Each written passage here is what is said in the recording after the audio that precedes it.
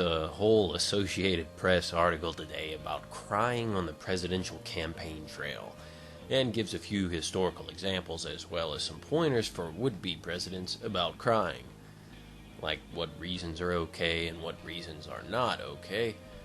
I need to go ahead and point out that there isn't a single candidate among them worth my time supporting, and by that I mean no one with an actual shot at the title. Honestly, I like Kucinich, believe it or not, and not just because his wife is hot. Well, maybe. Anyway, is it okay for him to cry? I don't know. I don't give a damn who cries. Let me try and drive something home here. I don't care about foreign policy experience, as if any of our recent presidents are good examples of it anyway. I don't care about how likable they are. I'm not looking for a new best friend in the White House. In fact, I've met many people who run businesses and households who I'm not very fond of, but they do a good job. I don't really care about comments they made 25 years ago about something they were ignorant of. I don't care how conservative or how liberal they aren't. In fact, to put it as lightly as possible, I don't give a shit what they even say. My point? I don't care for any of these candidates. And by the way, what kind of selling point is being conservative? What the fuck is wrong with Americans? The most frightened and timid people in the world somehow claim moral and military superiority. That's profound, isn't it? Moral and military. Same sentence.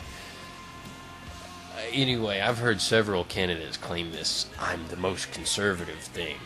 From a linguistic standpoint, it doesn't make any sense. But in the context of a political stance, it really isn't a stance at all, is it?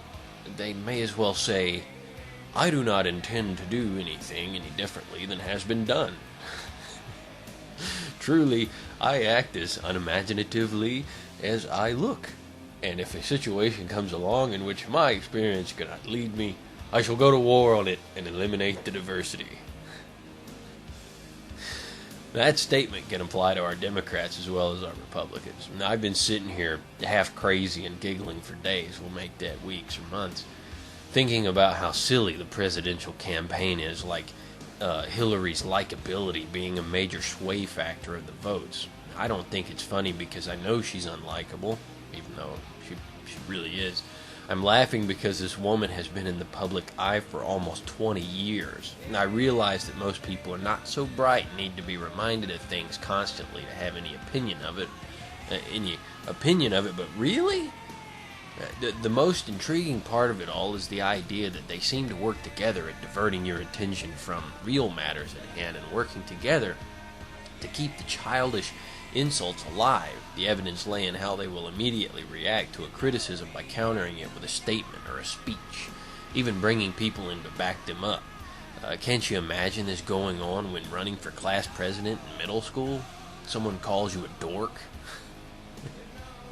and you shouldn't win or something, so you get a friend to come and talk about how much time you don't spend in the house, that you've had lots of girlfriends, and that you know how to ride a motorcycle. Then again, what are real matters? Most things offered as platforms aren't even federal issues, and the ones that aren't really in the control of the president. Any savvy congressman or senator can get bills passed to reform the issues that you've become convinced only the president can change. And if that's not true, then this country is fucked. Enjoy, because I place blame squarely on an apathetic public for everything that is wrong or right today, no question. Mainly because of the attitude harvested in the 70s about letting politicians do all the work and supporting them will be enough to identify who you are as a person somehow. I can think of very little more submissive and lazy than supporting one of these career politicians to represent you in anything. I believe it is wrong to resign oneself to modern political wrangling and just simply voting. Of course you have to, because you're in debt and you must keep your job. Hillary has invited people to test her likability, and let me say that growing up in the South has taught me about this.